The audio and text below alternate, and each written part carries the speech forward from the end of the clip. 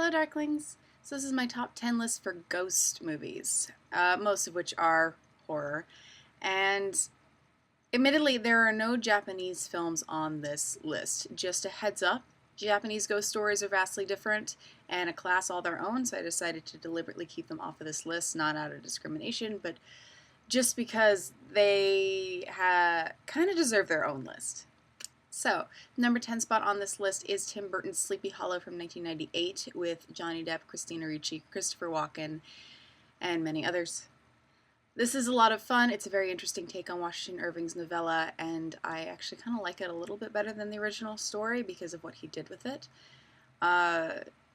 It's a lot of fun. It's not what I would call a brilliant movie, but it's definitely fun and has a very intriguing ghost in it. So the number 9 spot, Poltergeist, directed by Tobe Hooper and Steven Spielberg. It's hard to tell which one gets more directorial credit in this case because Spielberg was also working on E.T., but kept undermining Hooper while working on this.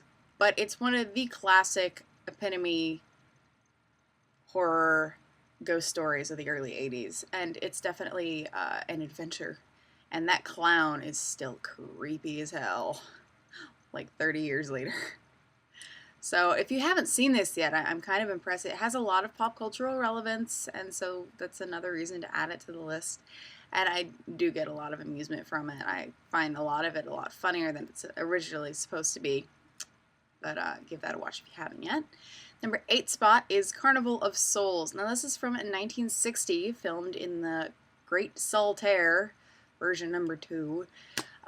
In Utah, and this is kind of an adventure of a film, very much underrated. It's a public domain thing, so you can find it for free on the internet pretty easily, and it's kind of a surprise, and very good for drive-in films, is what it was originally aimed for, and the ending kind of, unless you were paying attention, throws you off. It's definitely a fun little surprise film that everybody kind of forgot about. The next one on here is, of course, the extremely well-known The Sixth Sense.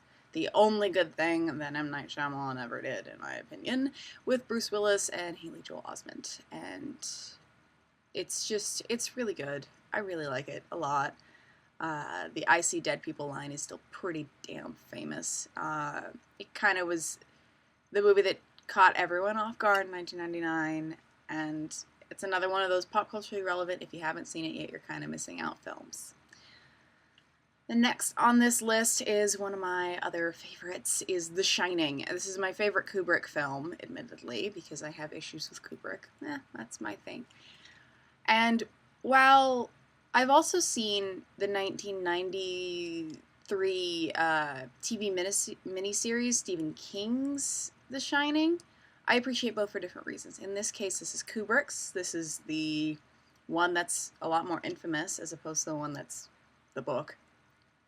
This is a little more freely adapted, but it's definitely a very intriguing film, and a director as pedantic and insane as Stanley Kubrick doing a ghost story works surprisingly well.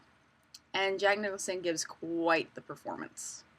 Although I really, really do pity Shelley Duvall in that movie because of the amount of tears shed. So again, if you haven't seen it, you really are missing out. The next on this list is more comedy than horror, and that is Ghostbusters. Now this movie is very ridiculous. It's one of those early 80s gems that just became a pop cultural staple for the next 20 plus years. There's references to it in a myriad of other films. And again, if you haven't seen it, you are missing out. Most of this list is stuff that is pretty well known, admittedly. The next on this list, which might be a little bit less known than some of the others, is The Innocents from 1963. This is based off of the short story The Turn of the Screw, and again, it has one of those kind of trick endings where you were not quite expecting it unless you were paying attention. And it's very atmospheric, it works well in black and white, and it's definitely a spooky little movie. The last few on here are all from the same country. Fun fact, because if one country does ghost stories well, it's Spain. So The Devil's Backbone, directed by Guillermo del Toro from 1998, is another one of my favorite ghost stories and takes place in an orphanage during the early 1940s 1940s, late 1930s. And there's a little ghost boy that's super creepy, and it's really good, and not enough people have seen it, which is really a shame, because I love this movie. Produced by Guillermo del Toro, not directed, a few years later, The Orphanage also takes place in an orphanage in Spain. And this is another one of those kind of trick ending things, because for some reason ghost stories work really well if you decide to kind of fuck with the viewer's head a little bit towards the end there. This one's very well done, and because it has a bit of Del Toro behind it, it's very flashy and pretty and atmospheric. The number one spot, and again with the twist endings, is The Others with Nicole Kidman. Now, this is the only English-speaking Spanish film to ever won the Goya Award that I'm aware of, which is Spain's equivalent of the Academy Awards, and does not contain a single word of Spanish, takes place off the coast of England, and it's kind of a surprising film. It's on the one hand very well known and also not well known at all, and if you haven't seen it, I highly recommend it. I'm not going to give any spoilers to any of the ones on here that have twists, because I'm not quite that mean. And I really hope that you take a quick look into all of these, because they're all really, really good. Till next time, Darklings.